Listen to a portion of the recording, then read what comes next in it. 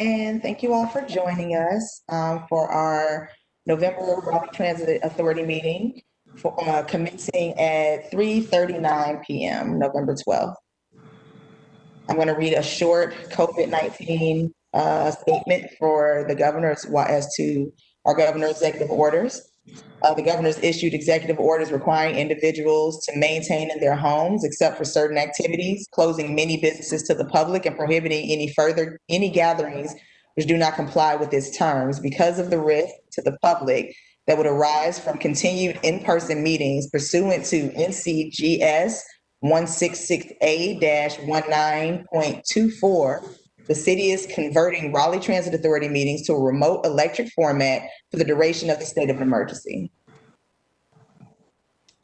I will now conduct the roll call. Please respond by aye when I say your name. Nathan Spencer? Aye. I'm sorry. Please respond by saying here or present. This is Nathan Spencer here. Karen Ridge?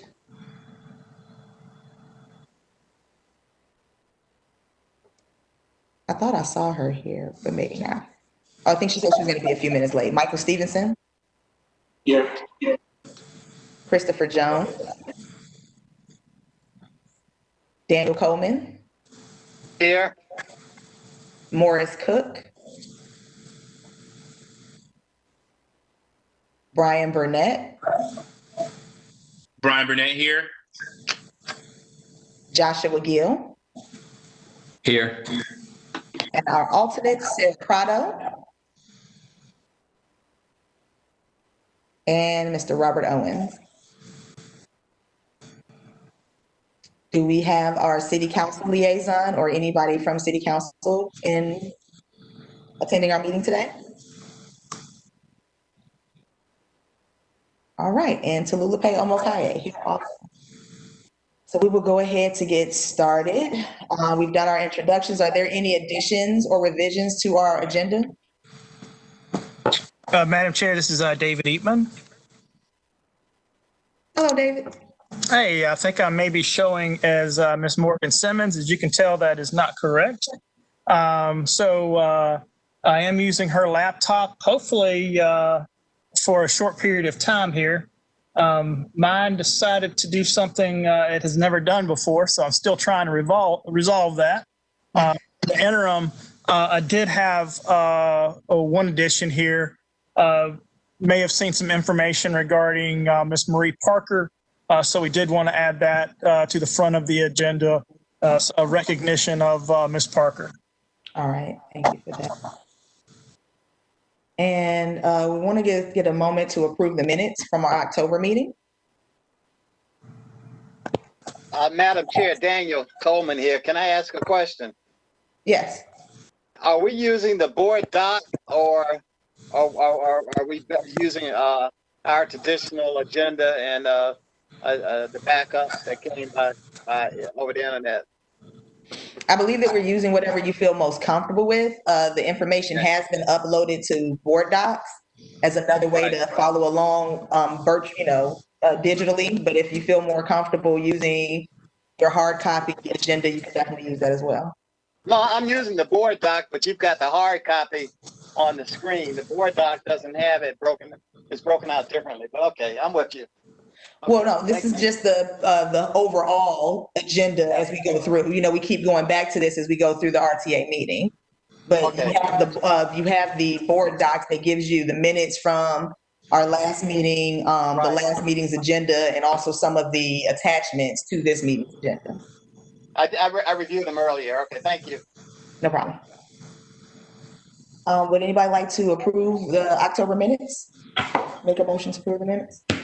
I'll make a motion to approve the September minutes. The October minutes. I second. All right, it's been moved and properly seconded. Are you all ready for the question? I'm going to go through the roll call. I'm going to go through the roll. Please say aye if you are in approval of the minutes, or nay if you are against approval of the minutes. Nathan Spencer? Aye, Nathan Spencer. Michael Stevenson? Aye. Daniel Coleman? Aye. Brian Burnett, Aye. Joshua Gill, Aye. and I as well, Tulupe Omokaye. So it has been passed to approve to accept the minutes for October as presented. All right, as we move on to our orders of business, we're going to go ahead and jump straight to, do we have any public comments? David? It is my understanding that we do not have any public comments today. Okay, perfect. All right, so we will go ahead and jump into the addition to the agenda, the exit of Miss Maria.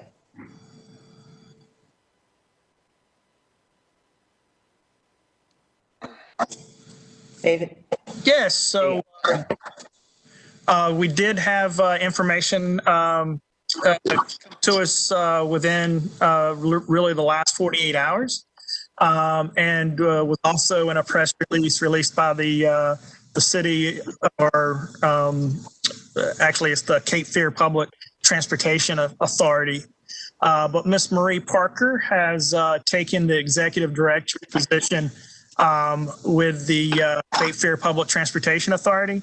As you can see on the screen here, Ms. Parker has been with Go Raleigh for 21 years, has performed a number of duties at Go Raleigh, everything from starting as a financial analyst to director of finance, assistant general manager, and has held the general manager position for 5 years with Go Raleigh. Her movement over to the executive director position at Wave, the system name in Wilmington is Wave Transit. And so she'll actually be moving from a general manager position to much like my position with the city of Raleigh as director of the system there. Really overseeing strategic operations as well as budgets, and working with a number of stakeholders that are on that board there in Wilmington.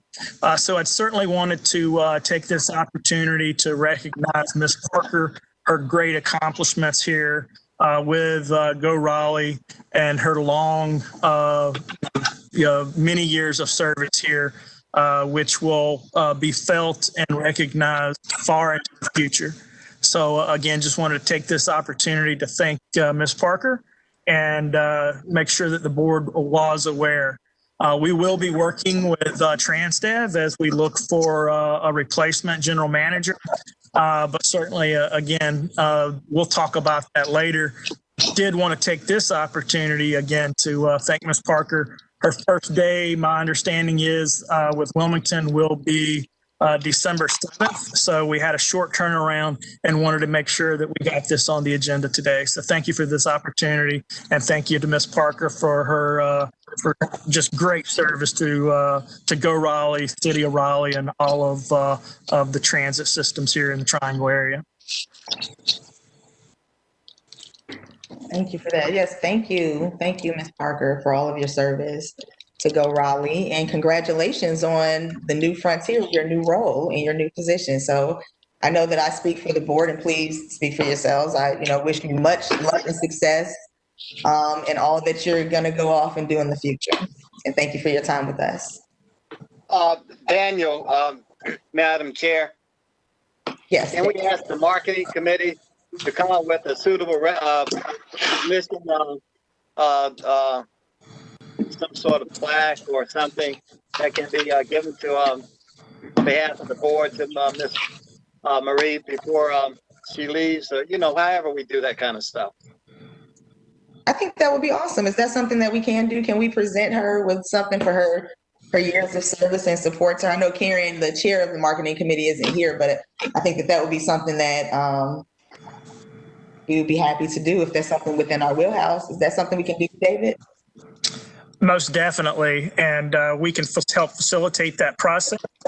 Again, since we were looking at Ms. Parker being in a new position before our next board meeting, we wanted to at least get this information out at this board meeting. But we'll certainly have opportunity to have that available at the next meeting for presentation. So we'll be working with the marketing committee and the full board to get that accomplished. Yeah, awesome. Thank you. Maria, do you have anything that you would like to say and as your parting words to the authority? Yeah, I just wanted to thank everybody for their support, especially the city of Raleigh. Working with David has been amazing these past years. So I've learned so much, and I really do appreciate the well wishes. So thank you.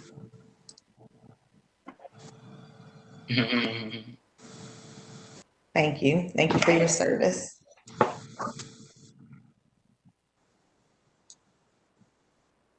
All right, so I think we're moving on to the next item on the agenda, which is the APTA Health and Safety Commitment Program. Yeah, so thank you. This is our opportunity. And again, this is really a testament to operations and Raleigh. But APTA does have a health and safety commitments program. Basically, that program is put into place to outline the high level of commitment that agencies have to cleanliness and ongoing COVID-19 environment safety protocols. We as a system meet the requirements, and I wouldn't really call them requirements. They're really what they are stated here as commitments to this program. In the memo that is in your agenda, while we've talked about these ongoing efforts in place by Go Raleigh many times with the board, this just further, outlines these commitments and our ongoing efforts. So again, if anyone has any particular questions, Marie and myself are here to answer those. But we did want to announce our participation in this American Public Transportation Association program.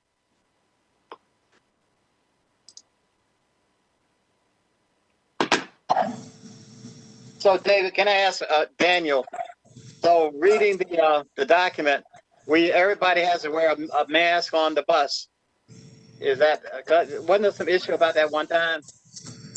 So we do have signage that requests all riders to wear masks, as well as Go Raleigh has an operational policy for all drivers and employees to wear masks, and they also have other screening measures in place seen in that memo.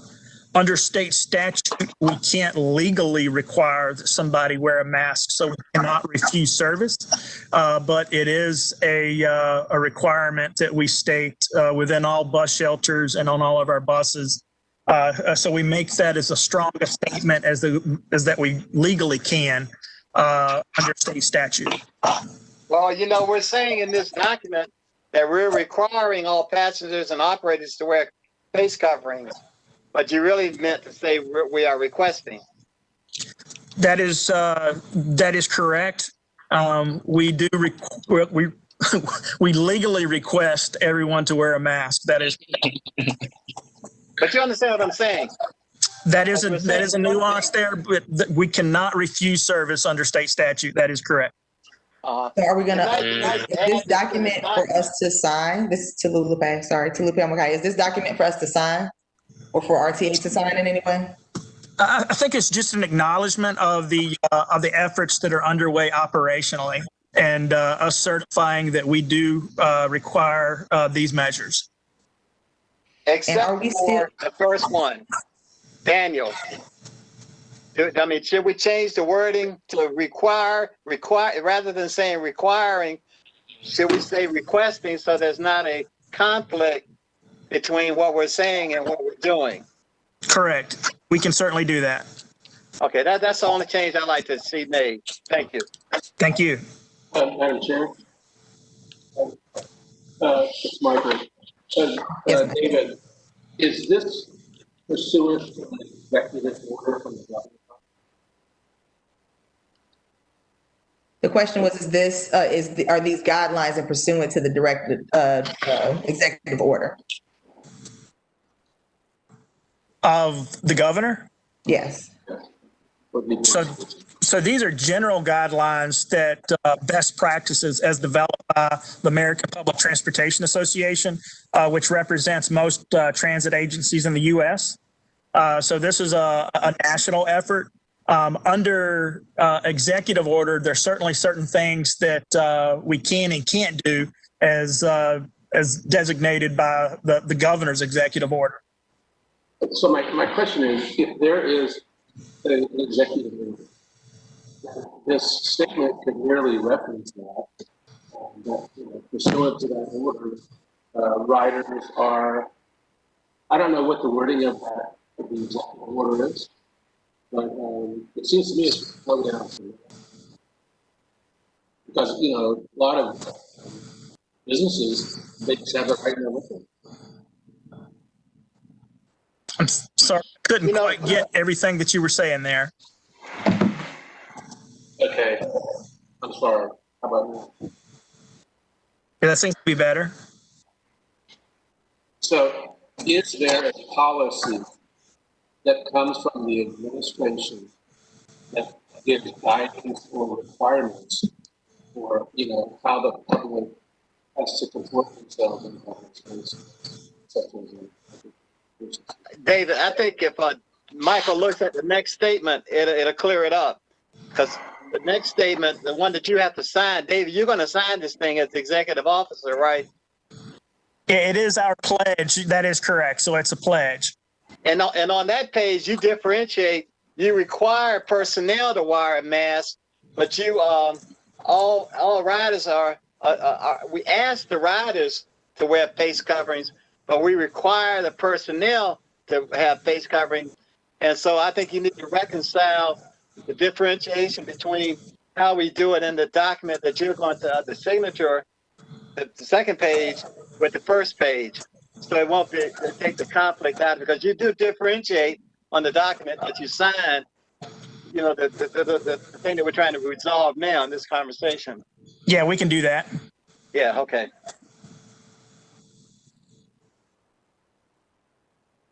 How are we still executing physical distancing on the buses? I know before we were riding at a much reduced rate of our capacity, but what are we doing now? Yeah, our capacity still is still at 16 per bus. Okay.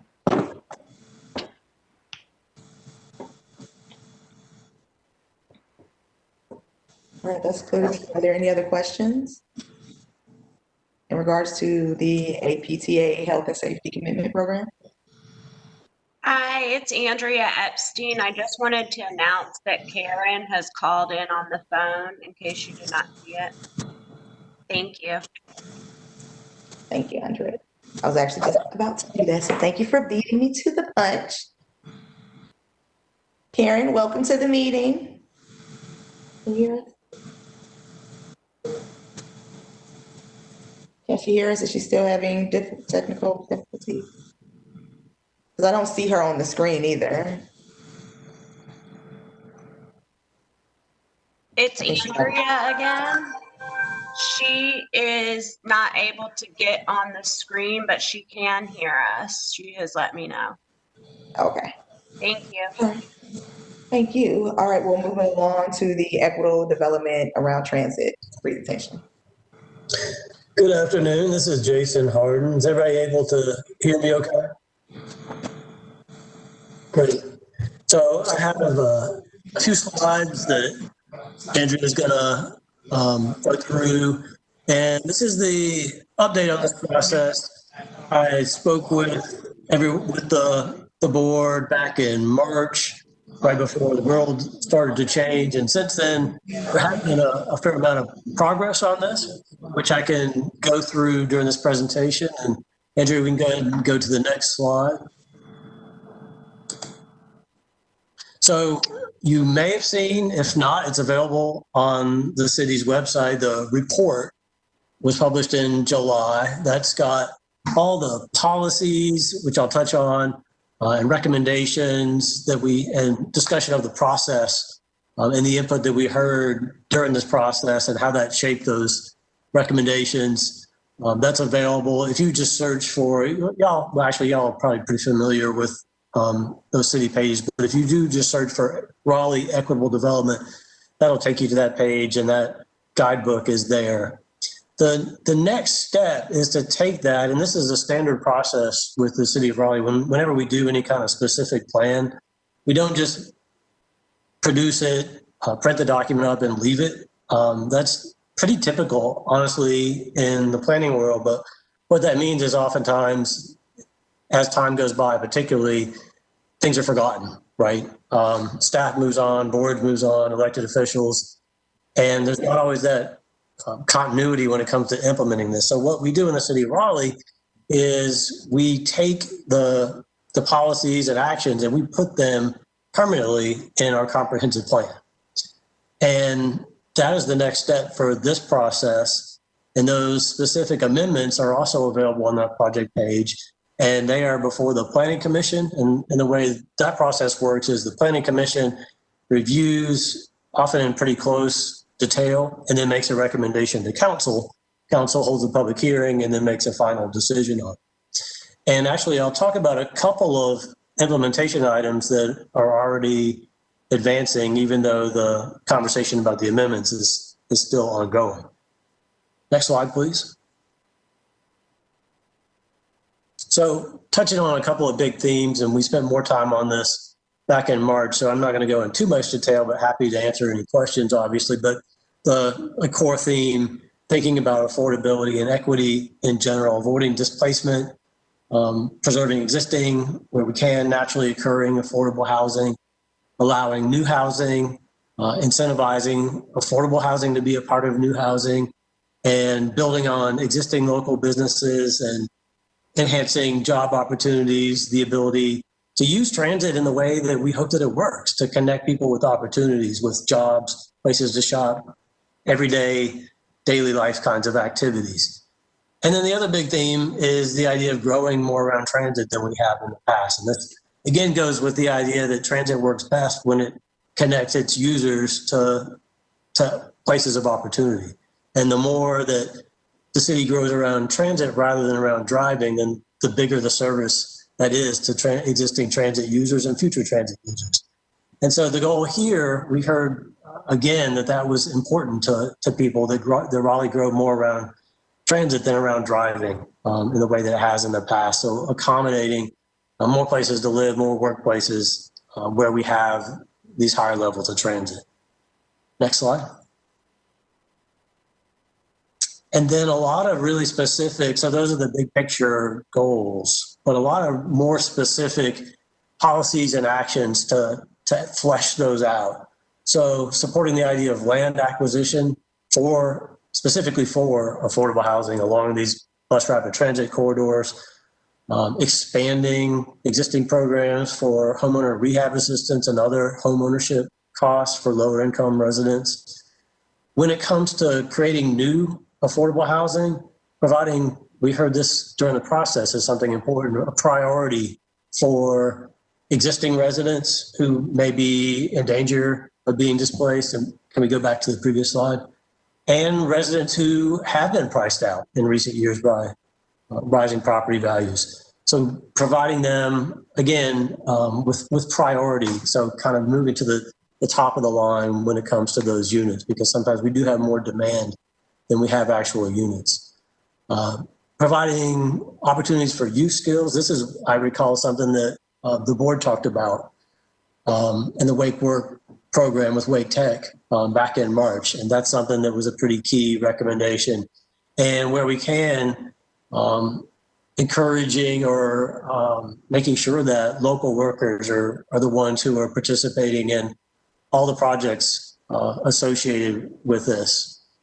Legal assistance for tenants, that's something that we knew was important back in March. It's probably significantly more important now in this current moment, with a lot of people struggling to make their rent payments. Anti-predatory purchase, the idea that sometimes people are simply being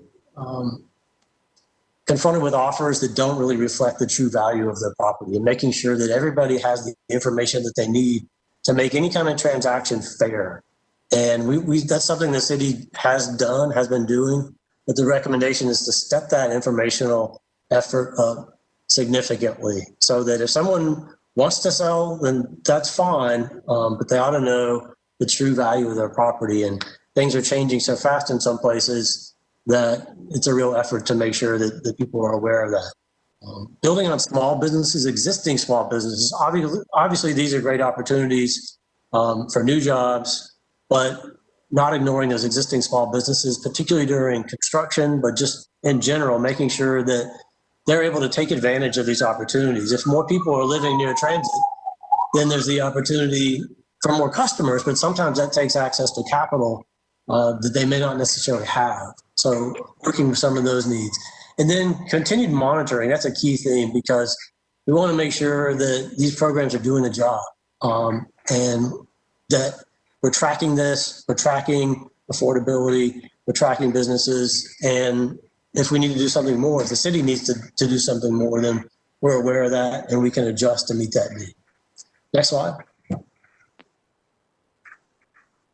So this is, I'm not going to go through the specific amendments. What they do is take that report and all those recommendations and again, memorialize them. So that's permanently part of the city's comprehensive plan.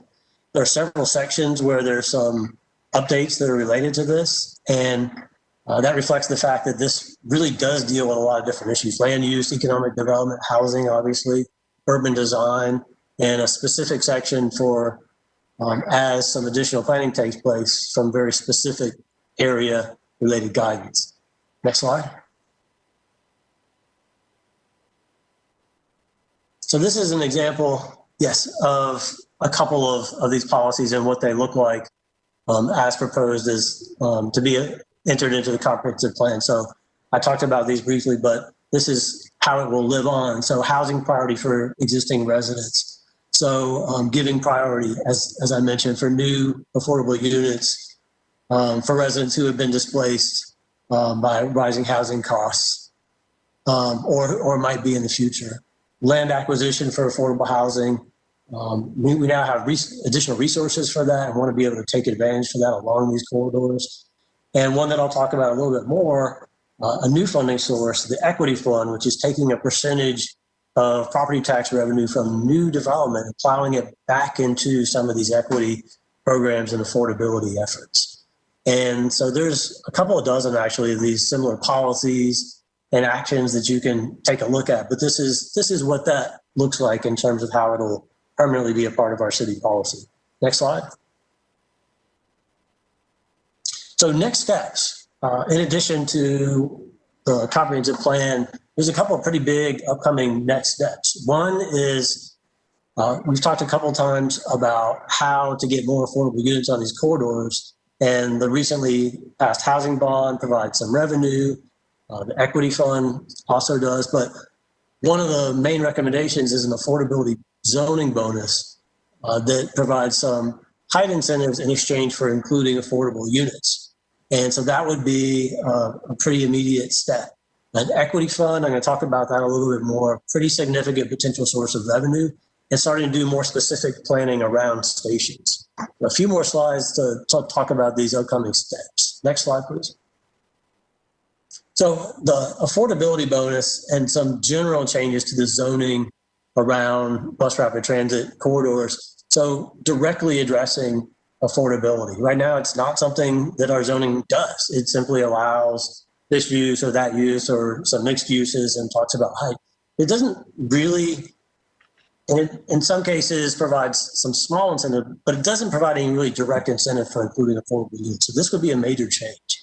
So again, in exchange for allowing more height, so allowing more jobs and housing near transit, the project would have to include some affordable units at 50 or 60% of the median income.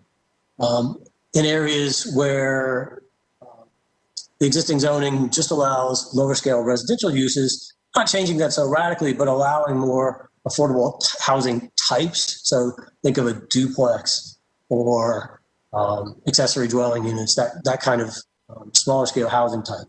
And then also pedestrian safety is a big part of what came out of equitable development. And so specifically what this would do in terms of zoning is require wider sidewalks with new projects and bringing buildings closer to the street rather than set far back from the street with a lot of parking in between, where you have a much less comfortable and safe situation for pedestrians. Next slide. And so this is a little bit more of a visual example of that affordability bonus. So on the top left, you can see, so an example of existing 3-story zoning. And then bottom left, that would provide essentially a 50%, or for a 3-story zoning category, a 2-story bonus. Again, only if there's affordable units contained in those additional stories. And then so those pictures to the right, kind of examples of that type of scale, 3 stories going up to 5 stories and what that looks like. So roughly a similar scale, but again, think of a place where a lot of parking lots. This could be essentially replacing surface parking and providing affordable housing units along those corridors, beyond anything that the city is able to do with the housing bond and other funding sources. Next slide. So funding is a big part of it. There's an existing affordable housing fund that can expand through the recently passed bond. Also think that there's other similar cities have done more to obtain corporate contributions. And so it's certainly helpful if you have a Bank of America headquartered in your city, for instance, but Raleigh does have some big players like that. And we think that there's the possibility to have some conversations with them that could lead to some additional contributions, because these are community stakeholders as well. And I think they want to be a part of this. They want to see a bigger picture approach, which I think the city has now started to provide with equitable development and a housing bond. And I think there's an opportunity to find some more resources. And then the equity fund. And I laid out the overall concept of that. And actually we can go to the next slide. I'll talk about that in a little bit more detail. But the idea is clearly there is going to be additional development in the future downtown and along these corridors. And what this does is takes a percentage of that, and the exact percentage to be determined, but it would take that and plow it right back into those immediate communities. Could go into clearly housing, affordable housing is a need, supporting homelessness, supporting community organizations, public art, pedestrian safety. There's a lot of good things that could go to. And the thought process is almost certainly, I think housing would be a part of that. But what we would want to do is to understand the top needs and have what sometimes is called a participatory budgeting process, where essentially residents vote for what their top priorities are to see funded with that. And the chart there on that slide on the bottom left, it was an example of after a certain number of years. So we're starting right now at 0. And before the equity fund hasn't been established yet, but once it is, after a certain number of years, it can lead to pretty significant amounts of funding. Again, it depends on how much money is diverted to those projects, but it could be in the millions annually. So very significant funding source. And the next step for that will be to have some more focused conversations with City Council about exactly how to set that up, what areas would be included, how would that participatory budgeting process look, and then what percentage of revenue to divert to these sources. So that's something we think early next year is probably going to be on council's agenda. And then finally, the last big topic is planning much more specifically around individual station areas. So equitable development around transit, it looked at all 4 of these corridors at the same time, and it was a broader look, more policy oriented look. This is very specific, parcel by parcel, looking at right around the stations, looking at zoning changes meant to address some of the issues that we've identified and start to implement some of those zoning changes that I mentioned in a previous slide, address affordability, pedestrian safety, making sure neighborhoods have access to the daily needs that people need within walking distance, and consider other community needs. And that's something that we'll have a lot of conversation about during that process. So that will start all 4 corridors, New Bern starting early next year, Southern and Western starting the year after. And then this is something we'll be doing for really the next several years, working through these individual stations. Next slide. And this is my last slide, I believe. And this is looking at New Bern specifically, so looking at spring 2021, and a lot of very close coordination with the community, and more than we have in the past, building the community into the process itself. Not so much we're doing this, what do y'all think, but help us actually run this process, help us set up strategies for how we should do outreach, and help us do the outreach. We think it's going to be a way to make sure that there's much more of a collaboration than we really have ever had in the past. And I'm pretty excited about that. So setting up, we haven't set this up yet, but some what we call liaison groups or neighborhood groups to actually help develop the outreach strategy. And then ambassadors, these are neighborhood residents or churches or other organizations that will help in actually gathering input and also providing input as part of the process. We have recently done a survey, closed a couple weeks ago, but we wanted to understand top priorities. Housing affordability was a huge one, as you would expect. But we also asked respondents to tell us questions that we ought to put to the consultant teams that we're looking at using for this process. And a couple of great questions that we got were, how many of, and they're on the slide, how many of your team have ever walked or biked to shopping, services, and employment, or taken transit? So making sure that these are people that understand actually the way that the transit works, that they walk to transit, that they use transit, or at least that part of members of their team are. And another question, does anyone on the team live their formative years in a socioeconomic area similar to the one in this project, which I thought was a good question. And again, those are questions that came from the community. We asked them to suggest what kind of things we ought to be asking the consultants.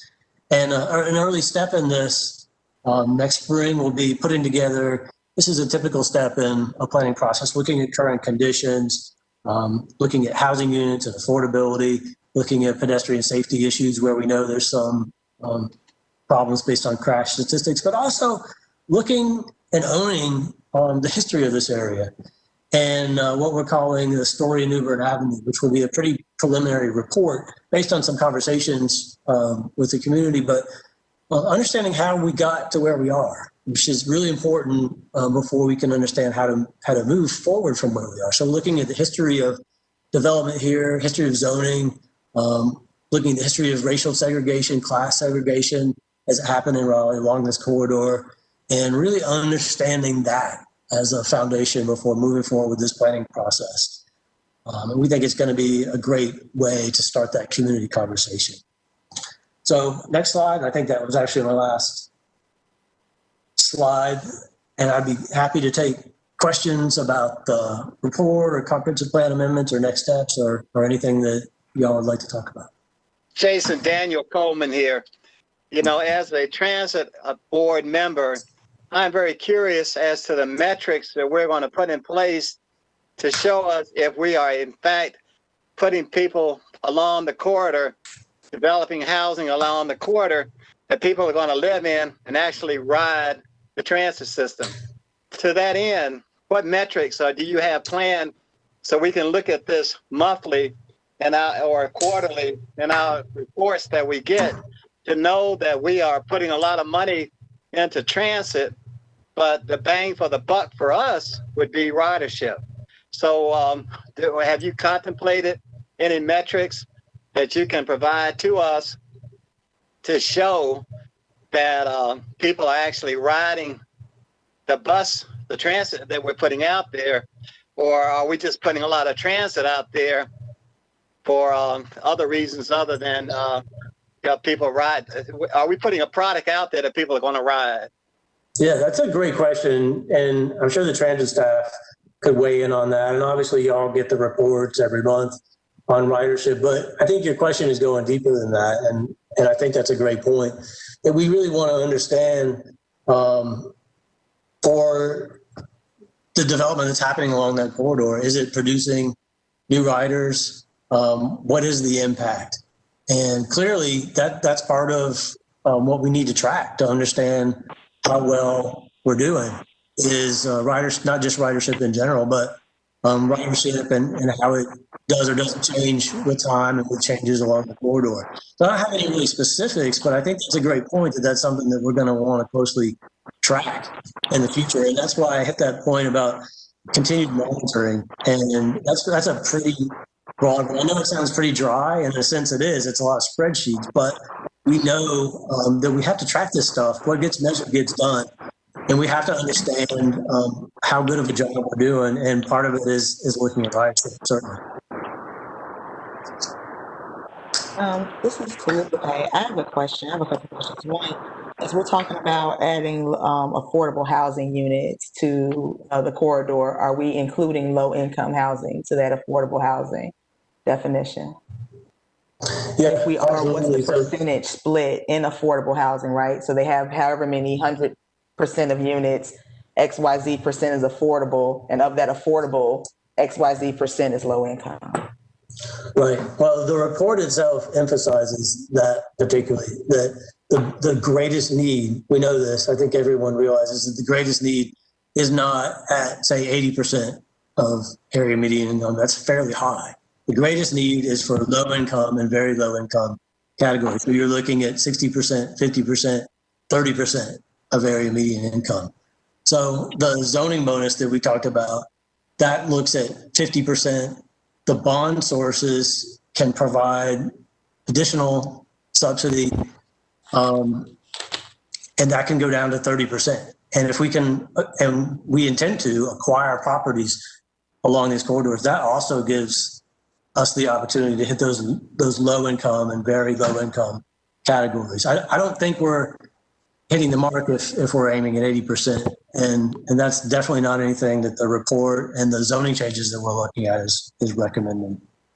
Hey, I told it to Daniel, to Lulipe, let me check you on something you just said and something Jason just said.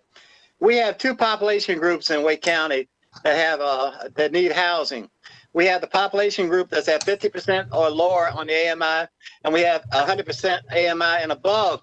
There's a great need for population. So you have to remember that this council recognizes both.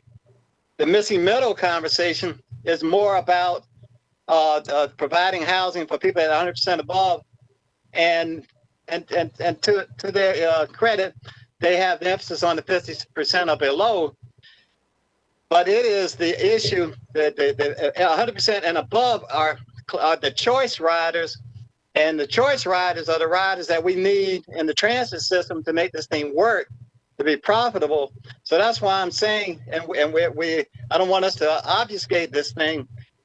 We need to track: are we attracting, and are we going to build out this transit system so that it captures the choice riders in addition to the need riders? I think that we're saying the same thing. I'm speaking more so about housing specific, and the spaces that we're building in that area. We do need to maintain our ridership. That's something that I've been saying, which is a part of the reason why well established, not really enthusiastic about the BRT, and why I kind of pushed for us to start doing some more studies around affordable housing. Because as we do this BRT of New Bern Avenue, we know that it may adjust our ridership as far as the opportunity for it to move people out. So as we do if we do these different measures going forward, we want to make sure that we're not moving out people who ride our bus. I think that's been the call. I know I'm not incorrect on that. I have a question though. Have we asked them about making any suggestions around using maybe the DMV lot? I know that we can use space that we own.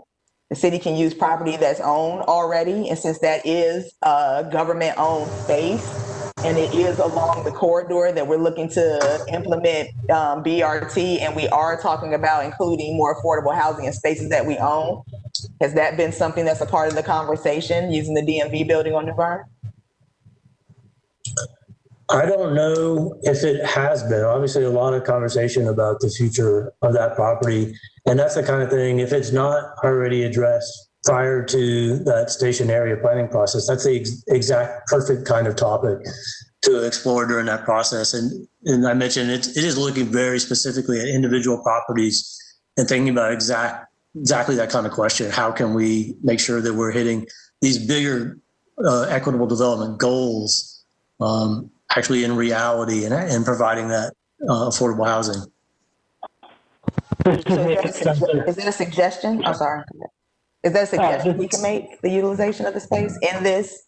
As we talk about giving them examples of building out affordability along transit, that to me would be a prime location to do a mixed space of transit and housing, especially since we're pushing the BRT. Is that something we can add as an example of a suggestion of ways to ease and add equitability in this process? I guess I'm asking. Madam Chair, can I add something to that question? Yes, please. I have been in touch with our Wake County's delegation on the state level and have asked numerous times about where we are with the DMV building, because it is owned by the state, not by the city. And as of this moment, it's I haven't gotten an answer on what the legislature wants to do with it. I think making a suggestion to the city would be great, but along with that, I think that it wouldn't hurt for this body to write a letter to our delegation requesting, pointing out these policies and saying that this is the time for us to the city to buy this property and use it. I agree. Sure, I have a quick question. And I would love for, I'm definitely down, Nathan, for maybe us to get together and work on that. I'd love that. I would, Madam Chair, this is David. Yes. David Eatman, Transportation. I did want to say, if the Transit Authority wanted to bring forward that initiative, I would certainly bring that forward to council. And that would be the appropriate step for this body. So I just wanted to put that out there. Thank you. So is it possible? I move that we do that, Madam Chair. Make this recommendation to council rather than writing straight off to the delegation. Not forgetting our role, the hierarchy of how things should go without offending people. Understandable. Can we possibly put together some sort of declaration or something like that among us, an amendment that we can, a document that we can write just saying that this is our suggestion that we're taking to council, versus us the same thing, but instead of going to the delegation, going to council instead? I'll be in support of that as well, Madam Chair.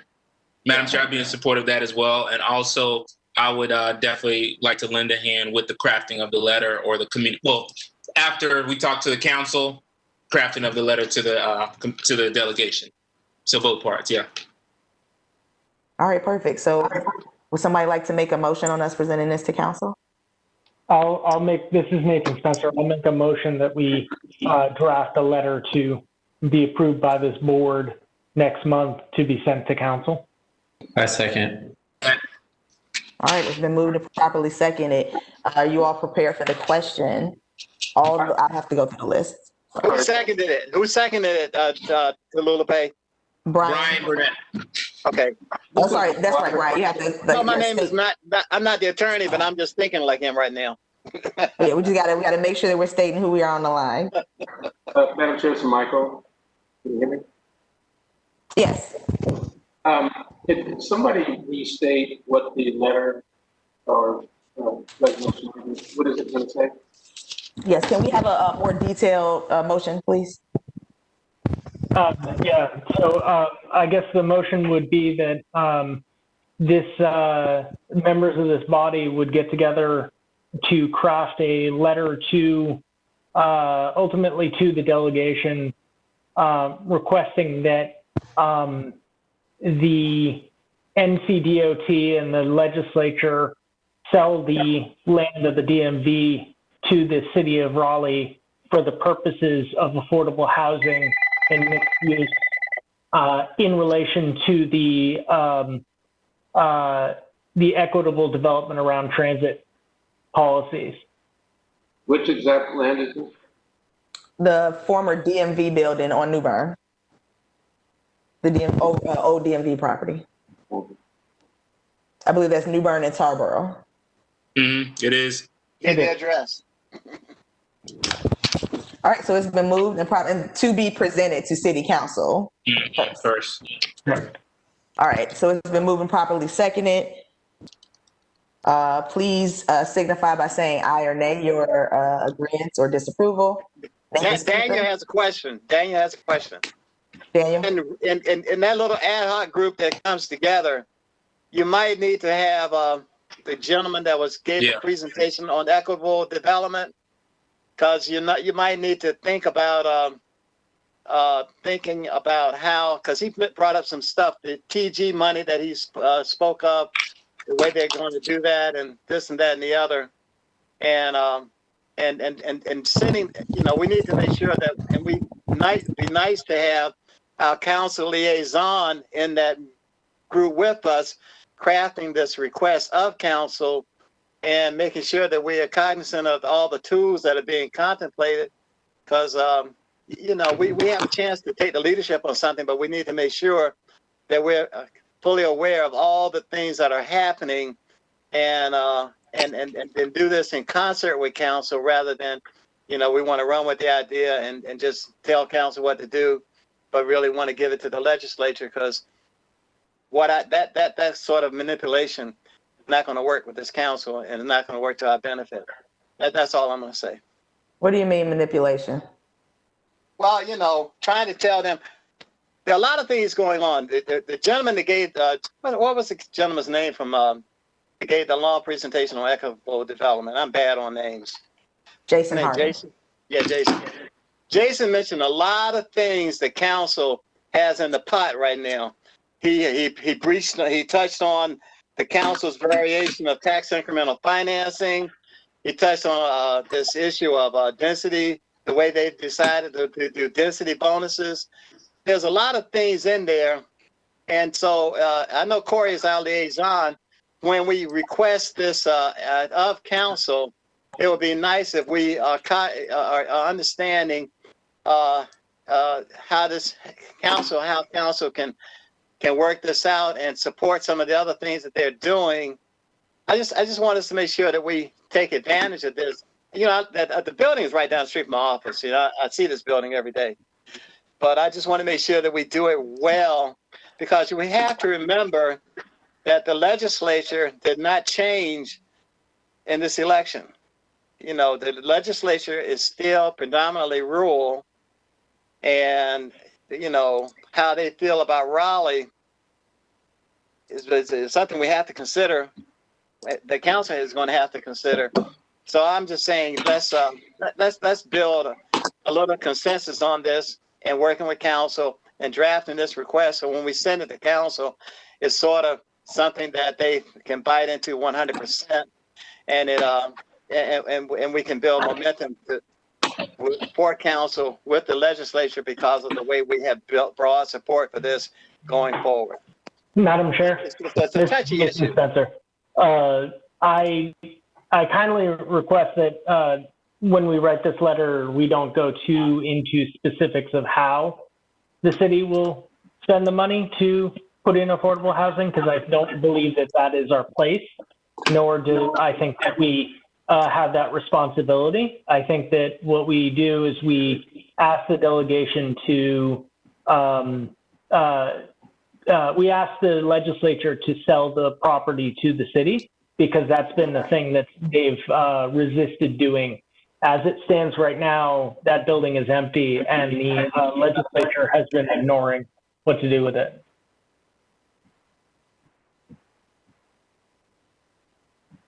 I hear that. I think that what we're asking is just what I was asking originally was us just making a suggestion, not running head first on and demanding anything.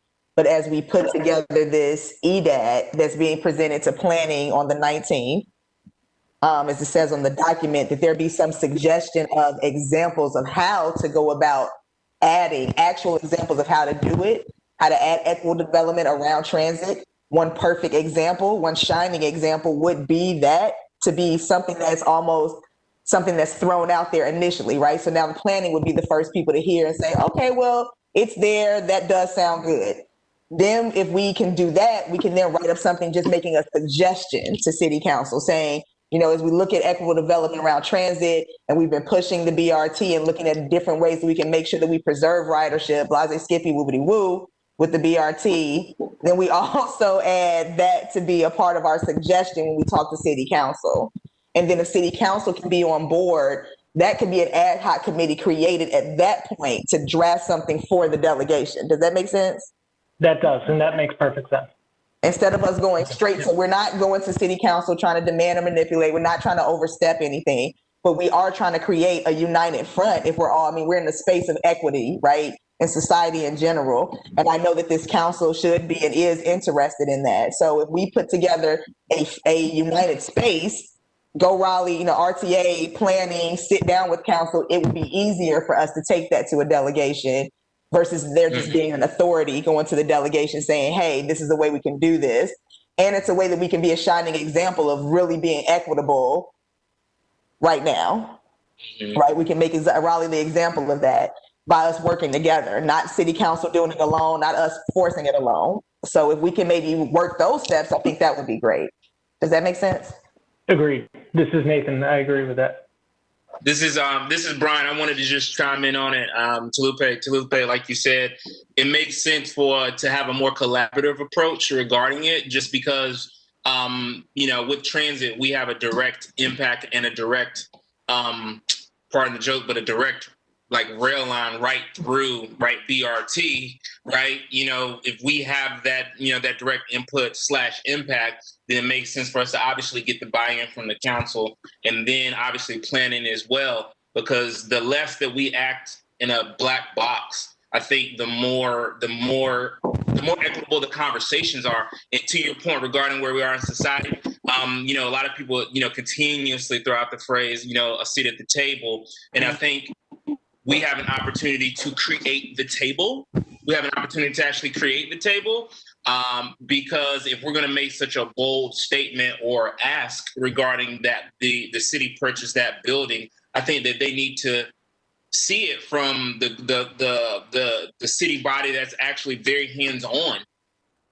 That's going to be literally taking a major multi-billion-dollar infrastructure proposal through the heart of Southeast Raleigh. So it makes sense for us to do that with a collaborative approach. And I think that, the council, I think that they'll be open to the conversation, even though we're broaching the subject. I think they should, and they could be open to it, as well as the planning committee. But I do think there's probably going to need to be a meeting of the minds with council and then planning. Right. Well, the only reason I said planning is because planning meets in 7 days. They meet next week. Mm-hmm. And they meet to review the equitable development document. So the only reason I jumped out there was just saying, using the DMV location as an example or suggesting to toss off to planning, almost to get them like the carrot on the, kind of bait them in with us saying, hey, if we can get planning to say, well, yeah, that sounds good. Because also housing needs to be in this conversation. Right. Mm-hmm. So it has to be where we're talking about transit. And that's kind of how we got to this place with the BRT, going into how all the dots are working together. How are all the dots connecting to really make this equitable? Because it has to be more than just Go Raleigh. It has to be more than the city. It has to be more than planning. It has to be more than housing. It actually has to be all of us there sharing our portion of the responsibility for that. How do we move this message to planning then, since they move in the next week? How would you recommend we move the message to them or communicate our intent to them regarding this? Jason, is there a way that we can add something, being like a suggestion that we're making as using the DMV piece as an example of how to truly build equitable development? Just as an example, to see if that'd be something that, even if they bite on it, saying, oh, that sounds good, that's all we need. I think that's certainly a great suggestion to pursue.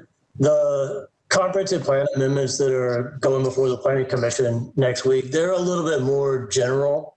And they say acquire property along the corridors. Okay. They don't necessarily want to get so specific as acquire this property or that property. But I think that suggestion is certainly absolutely appropriate and obviously potentially key property on that corridor. And I think there would certainly be a lot of conversation about seeing if that's possible to make that happen. Yeah, and I don't know that it would necessarily likely be a part of the set of comprehensive plan amendments. That it's just a little bit different than how they generally work. Madam Chair, I have a question. This is Michael. Danny, we can't hear you. You're muted. This is Michael. I have a question for you. Oh, yes, Michael. Jason, so the DMV property has entanglements in dealing with state property. So in as much as, no matter how much the city might desire to, gain control of the state data property, are there other properties that have been targeted, other opportunities along the corner that also might be possible? Certainly. So there's been thought about this for a while, because it's clear that the best way to provide really significant affordability is for the city to actually control the property. The zoning bonus can only do so much. The way to really get there is to actually own the property. And so for the last several months, the biggest question is, well, what's the right funding source? Where's the best source of significant funds to be able to do that? And the bond was clearly the answer to that. But of course, it had to pass. And so now, as of last week, it seems somehow longer than that, that funding source is now there. And the next step is, frankly, how do we spend that? Where do we spend it? Where are the key properties? And there's already been some analysis, but I think it gets real now. And I think there's clearly going to be on the part of council a desire to take a really close look at that. Now that we have these resources, let's put them to use now. And that's going to involve looking at the properties that would give you the most return on investment in terms of affordability, which ones are more accessible. And the state property, I don't know, in a sense that it's owned by a public entity, maybe yes. The sense that it's something that would require working with the legislature makes it a little bit more complex, but that's certainly one that seemed obvious. But there's a number where clearly there's a lot of opportunity, and the next step would be to actually have the council have some potential acquisitions in front of them and be able to go ahead and pull the trigger on that. And so that process is one that I think your suggestion here today is a great one to kind of inject into that conversation to highlight the importance of that particular property, or it could be broader. It could just be on New Bern Avenue. But certainly that's one where there's a lot of opportunity. I think so. And I think that because a lot of people in the community are concerned about what it's going to look like I'm sure your studies have shown that even in some of the questions that the community have been asking, that's a way for city and some of the different elements like ourselves to show that we're leaning into the opportunity to actually build equitability in a space where we might, where we are losing housing, right? Especially, or we might be losing some of the more lower income or, residents that have been there for a while, and that gives them a space for it. So even if further down New Bern something else happens, right? At least at that part of New Bern Avenue, especially that critical intersection right there of New Bern Avenue, that could be a good faith measure as we talk about even before when we were talking about the community benefits agreements, right? And things like that has been a part of the conversation to make sure the community has buy-in to this. That could be something that we, as a part of it.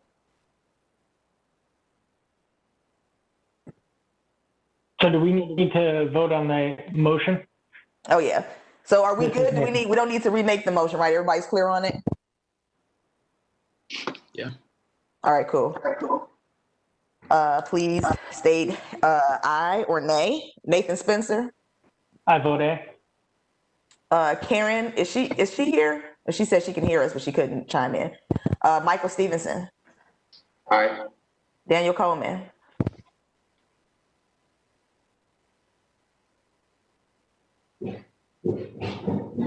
You're muted. Aye. Thank you. Aye. Aye. Thank you. Joshua Gill. Aye.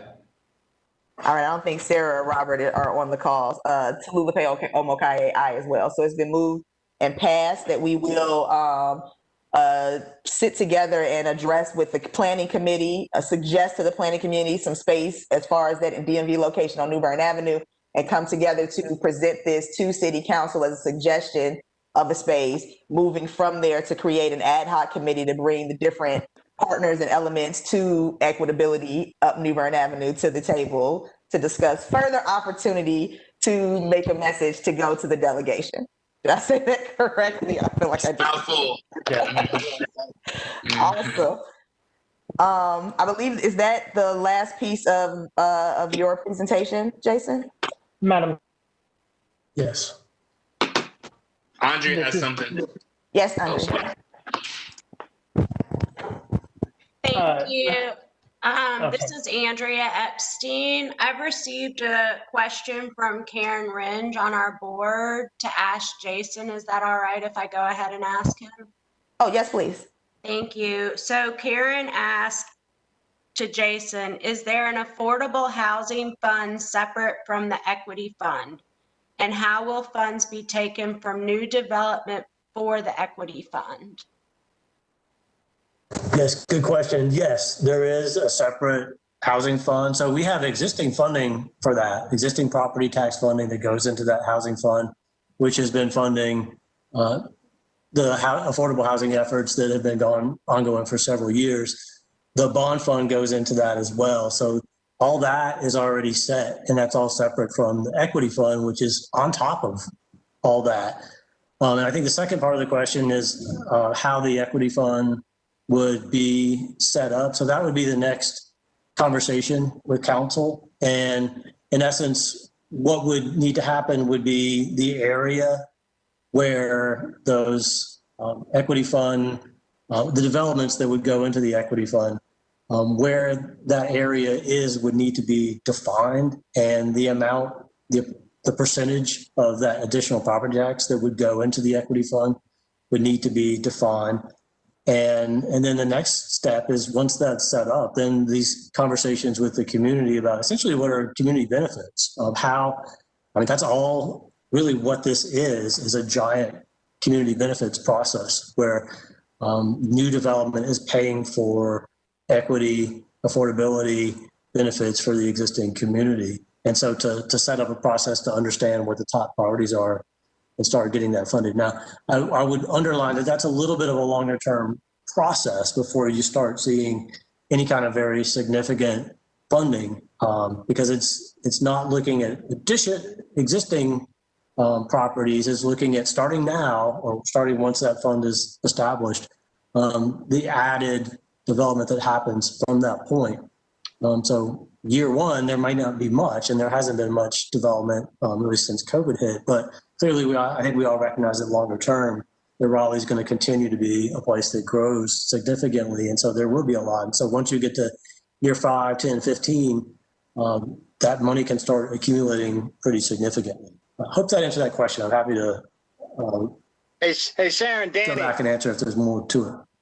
Sharon, look at Charlotte. They call it TIG, incremental grants. And it's a variation of tax incremental financing. Some people call it synthetic TIF, but it really, is TIG. And Charlotte started doing it back in 2007. And I read a really nice piece on it. And it's a very useful tool. And to council's credit and to the staff's credit, they are trying to be very innovative with the tools that are out there and bring them to our issues here in Raleigh. But okay. But I gotta go pick my wife up in a few minutes. So if I sign out, Mr. Attorney, I'm asking permission in advance. About 5 minutes to 5, I gotta go. Madam Chair, can I ask Jason the question? Yes, please. And you are definitely excused, Daniel. Oh, thank you. This is Nathan Spencer. Jason, I've got a couple questions for you. The first is, you mentioned that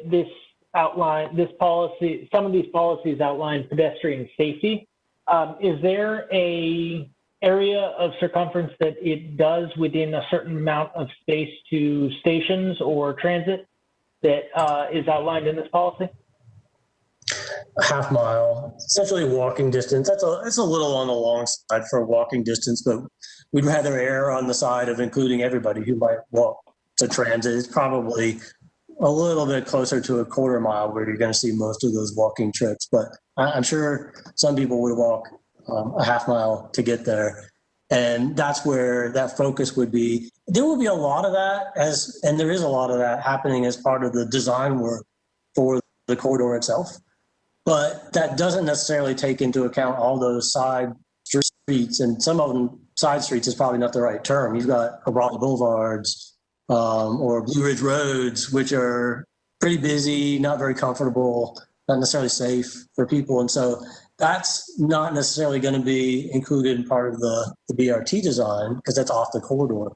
So this is looking at those kind of streets and other ones. There's tons of them like those, and looking at traffic speeds, looking at intersections, looking at lighting, looking at all the things that in a lot of places are lacking and are leading to, frankly, the injuries and worse that the city of Raleigh experiences. And that's actually another equity issue because those impacts are not felt equally across all demographics. It's something that is affecting lower income communities more than the rest of the city. So it's something that is a really core part of these recommendations. I appreciate that. And does within that period of space, does this outline standards that developers can follow so that they can help pay for some of this, like continuous sidewalks if they're developing the property, or subdivisions that provide safe routes? Yes, that's a great question. And that is what the zoning changes that I outlined would do. So that would require not just sidewalks, but wider sidewalks, more comfortable sidewalks as a part of that. Because that, again, that's an essential part of it. Every transit rider at the beginning and end of a trip is going to be a pedestrian. And we just want to make sure that these are really, every city should have a complete network of safe, comfortable places, but certainly where we have our highest levels of transit, that's just critical. All right, I appreciate that. And last, I'm sorry. I just wanted to add, before we got, just to, as an aside to something that he said, I know that last year we added more routes along Pool Road, but prior to that, when I was reliant on public transportation, I did walk over a mile to the bus stop to be able to get to St. Aug to work. So I know that we've made some extensions in areas like up Pool Road and especially past New Hope, but I don't want us to oversight that there may still be pockets where people still do have a long walk to get to the bus stop. Yeah, I think that's right. And that's where the difference between the equitable development around transit, this broader policy process that we've talked about, the difference between that and the more specific station area planning will come into play. That's where we'll have conversations with the community and people maybe saying what you just said, that this is a really common place where people walk. And yeah, it's a little bit further than a quarter mile or half a mile, but people are walking there. And it's important for these same reasons, safety around transit, to make sure that they have a safe, comfortable walk. That would be where we can understand that a little bit better. And it, like you said, it may go well beyond that half mile in some of these places. I think that's typical, and that's why we use that for the broader policy. But that doesn't mean, again, if there's some places where there's a need, that we don't want to address that during that process. And it just kind of illustrates how once we get a little bit more specific and we're looking at this station or these two stations, we can start to have those more detailed conversations and really understand much better what kinds of, where the trouble spots are and where we need to have some additional projects. Jason, this is Nathan. One last question. You mentioned in some of these policies, the density bonus, the add-on.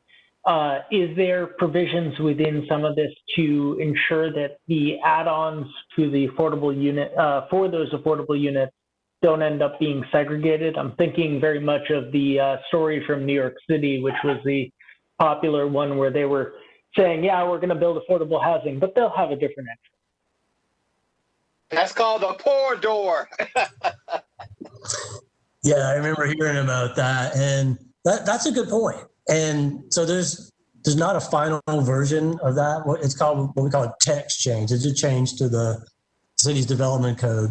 And that's an important consideration because, yeah, you don't want that to be somehow different than or less than the other housing units in that building. And I know that there's some cities since, I think that New York instance kind of raised people's awareness of that.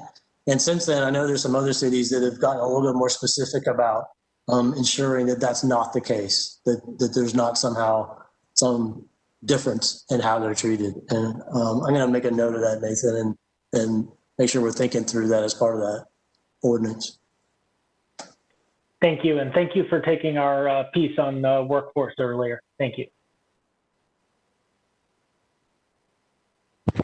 Thank you. Melly? Yes. Melly?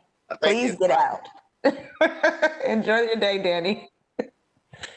Thank you, Jason, for that thorough presentation. And thank you for being so committed to pulling this equitable development around transit study together. I know that when you first started working with us, when I started screaming about really wanting us to do some studies at this space, that I'm sure that I was a little abrasive, but I appreciate the passion that you poured into this to make sure that we're making sure that equity, we know that it's important that Raleigh is equitable for all its residents. I just heard passion for making sure we address these issues, and that's what we need. Thank you.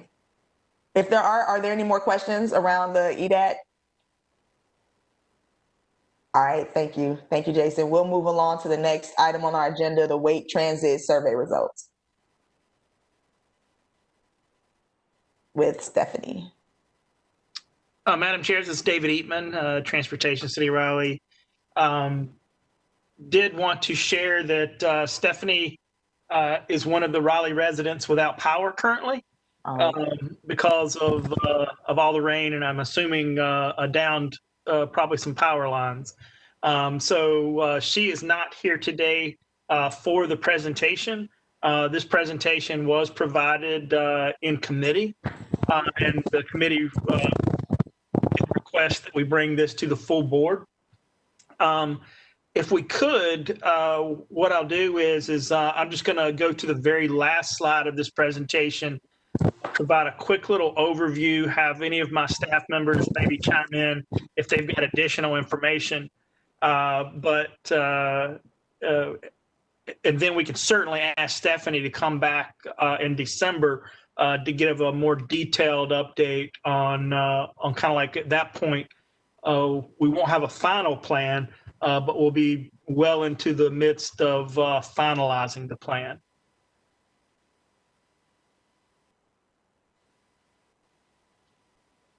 So with your permission, I'll just, I'm going to provide a quick overview here. Thank you, David. All right. So we did get an update on the Wake Transit Plan update in committee earlier this month. Stephanie is with CAMPO, Capital Area Metropolitan Planning Organization, which does all the long-range planning and also acts as one of the two approval bodies for the overall Wake Transit Plan. As you may remember, all of the Wake Transit budgets and final plans go to two bodies for final approval. One is the Capital Area MPO executive body, which has representation from all government jurisdictions within Capital Area MPO's jurisdiction, which includes Wake County and beyond, as well as Go Triangle, which also has City of Raleigh representation. So all of our efforts go through those two bodies for final approval, and the city has representation on both of those bodies.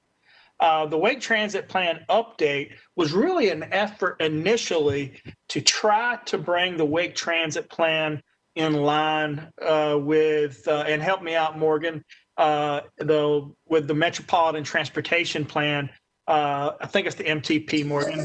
That is correct. That's correct. It's the MTP, which is at a 2030 horizon. And with the Wake Transit Plan, we planned up until 2027. So it's helping to fill in that gap between the 2027 and 2030 time. Correct. All right, thank you. Between the comprehensive plan, long-range transportation plan, and all the different plans, it even after as many years as I've done it, gets a little overwhelming sometimes. So the beginning effort of this exercise was really to take out a horizon to 2030 and to hopefully identify additional projects and efforts that we may be able to embark upon on that 2030 planning horizon. Well, as we got underway with that process, obviously, guess what happened? COVID happened and new realities set in. So as we've been going through this exercise of public participation and priority setting and working with all of the stakeholders, one thing's for sure, we've found that we're probably not going to be able to do more with this new horizon because of the new financial realities that are out there that will result from COVID. But we'll take the extra 3 years of revenue to complete our existing projects that are programmed now through 2027. I'm not saying that this is the way it will happen, but it is likely that we'll take the existing 2027 projects. That's the 4 BRT corridors, that's the commuter rail project, as well as all of our bus infrastructure, as well as bus service planning and expansions.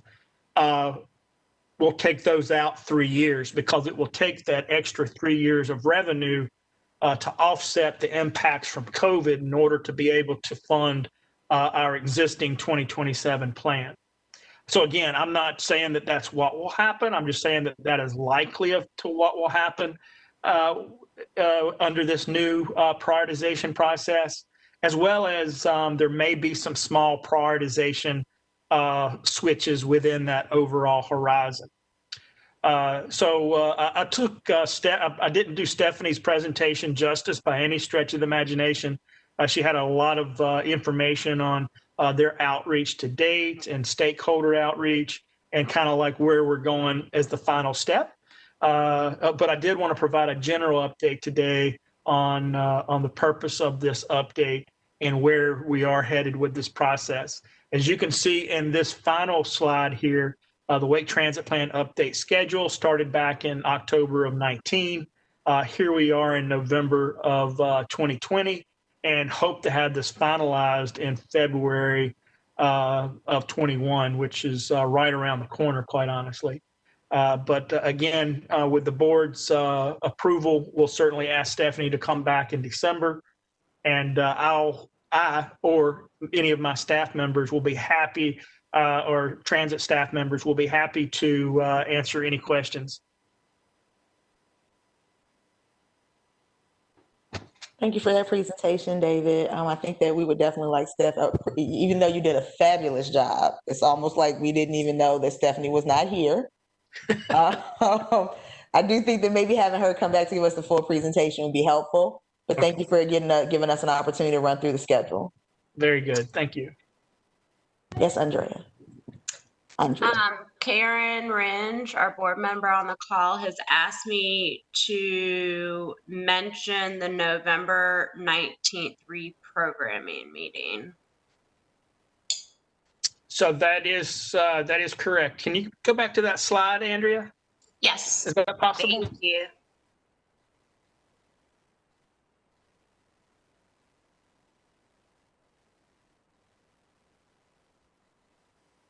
Is that the correct slide? Yeah, that's actually fine for right now.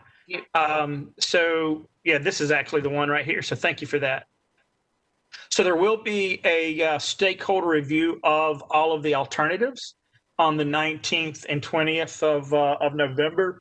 During the committee meeting, it was requested, or Stephanie was asked, could the public attend that meeting, or could representatives attend that meeting? And so that was relayed that was an open meeting. So if anyone would like that contact information to join, please let myself or Andrea know, and we'll work with Stephanie to make sure that that information is relayed. But thanks to our board member, Karen Renge, for reminding me of that upcoming meeting. Thank you, Karen. I do remember us asking this, is it possible that this information can be sent out just in general to the whole authority so that as people have the convenience, they can chime in? Yes, we can certainly do that. Thank you. Thank you, David. Do we have any other questions on the Wake Transit Survey?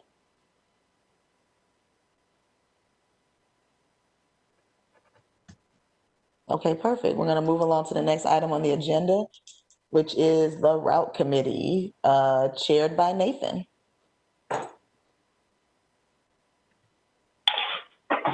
Thank you very much. So just wanted to take you all through the Route Committee meeting that we had. It was, let me just pull up on my screen, my board docs, sorry. All right, so we had, we discussed a few things, including the Northwest Raleigh route package communication plan. So that was from Andrea spoke to us about how they're planning to work on getting the word out about these routes to get more people aware of them, so that hopefully even in once the pandemic has passed and we've got full buses, to get more people on them. Just because performance was suffering before, and they want to make sure that we get them back up. We had a quick update on the red shelters, which are being distributed and going out, and we're excited to see it. Number of places they've been put out, and they're going to update the committee about quarterly to let them know when they've updated the bus maps website, so that we can take a look and be able to be informed of where shelters are, and let the public know where they are. There was a quick touch about Route 20, the Garner expansion. We approved an increase in service on that. So we're excited to see that moving forward, and we talked a little bit about where that may increase with regards to its route in Garner to hit some places where there's some housing and a serious amount of people. So we're excited for that.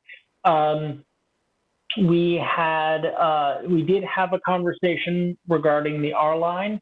The R line ridership has all but dropped off due to people not being really downtown. The staff has requested that the R line be suspended. The committee asked that staff come back to the committee next month with a plan on how to communicate with the public about that being paused and how they would put it back in service, and who is currently riding it, the R line, to make sure that we're not leaving anyone out. So we're expecting more broad report. More in-depth report next month before we make any decision on what's going on with the R line and pass it to the board. So that's the full report on the route committee this past month. Thank you very much, Nathan, for that presentation on the route committee. Was there any pictures? I know that before our last meeting, we wanted to, some people had wanted to see pictures of the shuttles. I mean, of the shelters, the updated shelters. Are there any? I know that we showed them in the route committee. Do we have them to show today to the rest of the authority? David, do you have any that you can just pull up fairly easily? Stand by just a moment, and I can try. If you wanted to go ahead and jump into the next committee meeting. I think I can bring those up. That's fine.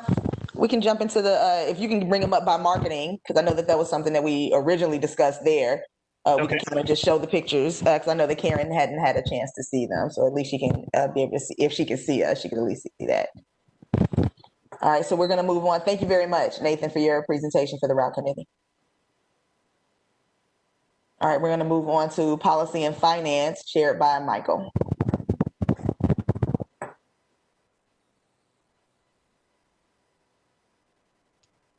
Madam Chair, it is my understanding that Michael did have a technical issue and he was not able to rejoin. Okay. So we may have had an action item today under just one, but it was nothing that was time sensitive, so that can actually go to December. Okay. Well, we'll actually hold off and have a complete update if there are any additional updates to what's going on, what we would have presented here. We'll just go ahead and give those updates in December. If not, we'll touch back on what didn't have an update at our December RTA meeting. Does that make sense?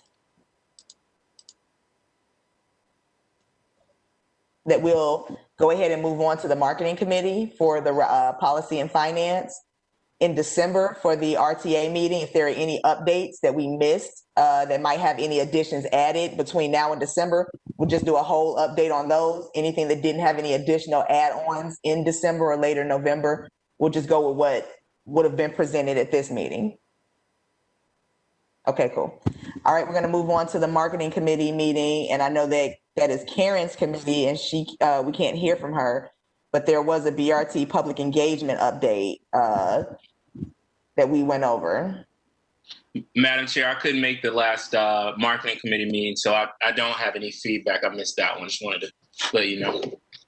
Thank you, Brian. Yes, Andrea.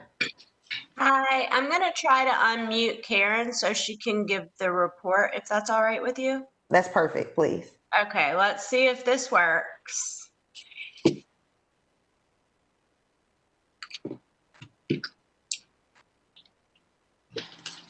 or no? Can you hear me? We can hear you. Okay. Sorry for the noise. I'm driving in a cargo van to my father's house to pick up furniture. Okay, so the marketing committee meeting, we did get an overview on the public input process on the reprogramming of priorities, as David already reviewed. And I just wanted to add to that the results that were collected, there were 1,500 surveys collected, and about 48% of those who surveyed responded were transit users. So that was really excellent. And essentially, they focused on what we heard was for service priorities, they want to continue focusing on that frequency is the most important thing, as well as expanded coverage, which we're already doing, and that with focusing on infrastructure with our projects in the future, speed and reliability were the top priorities. So none of those are too surprising. I think it's what we've continued to, what we heard in the past. So no matter how we move forward with less money, those should still be the priorities for our new projects.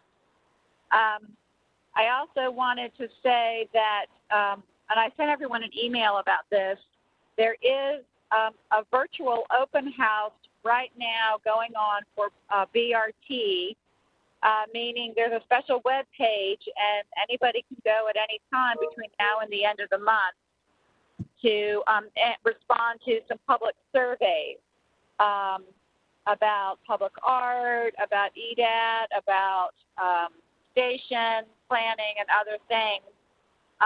So I hope that everyone will help share that information in your networks and with your communities. And also I encourage you to go and fill out any of those surveys yourself.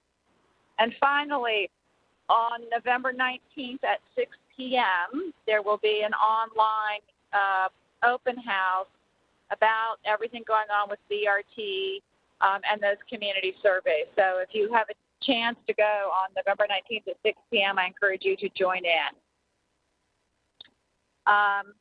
And then finally, we did receive an update from our consultants on outreach, public outreach around on the BRT corridors.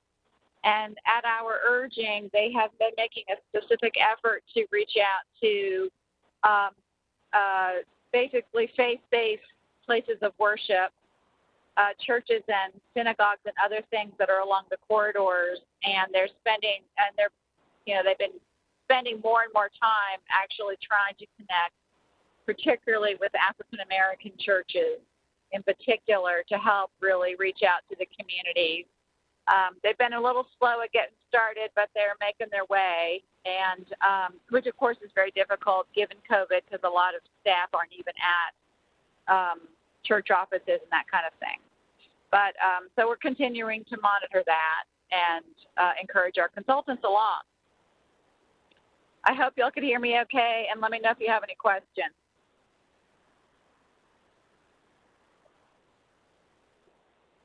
No, we heard you perfectly, Karen. Can you hear me?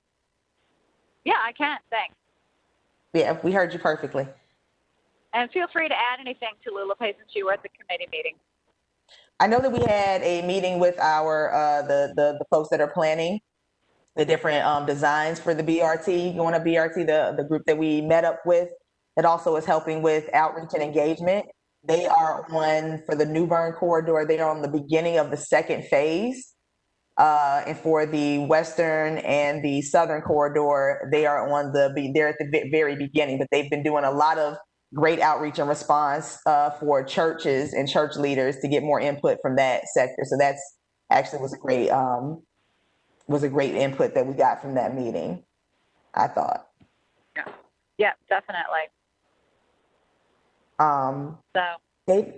David, did you happen to have those shelters?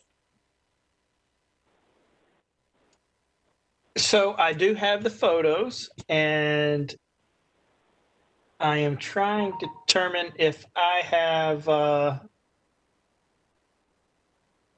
share responsibilities. Hang on one moment. I don't think I have the ability to screen share. It's my fault I didn't give the boss that ability, so I will share them. Give me 1 second. Thank you. It's Andrea. Thank you, Andrea. And Karen, while Andrea is pulling the pictures up, did you have anything extra to add? I didn't want to cut you off. If you had anything else to add about from the marketing committee.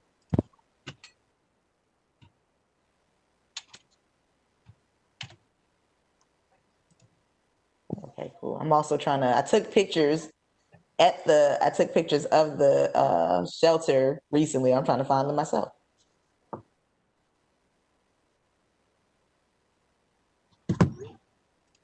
So they are,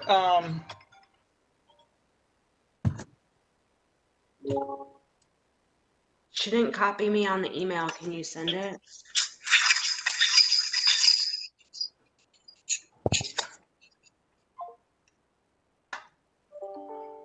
Oh, where are my pictures?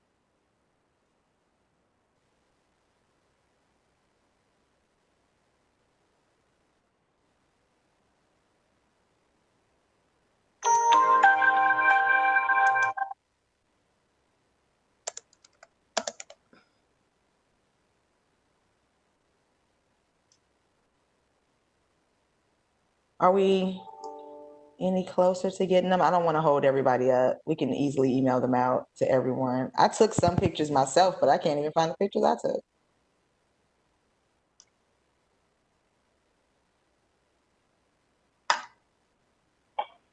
David, you're muted. I should be able to share now. okay.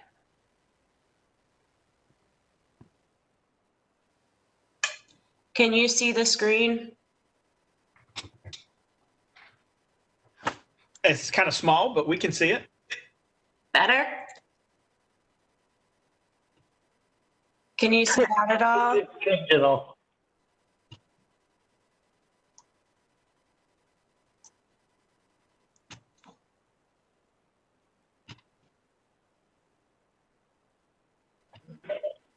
Madam Chair, I like your picture. Thank you. I took a lot of different angles.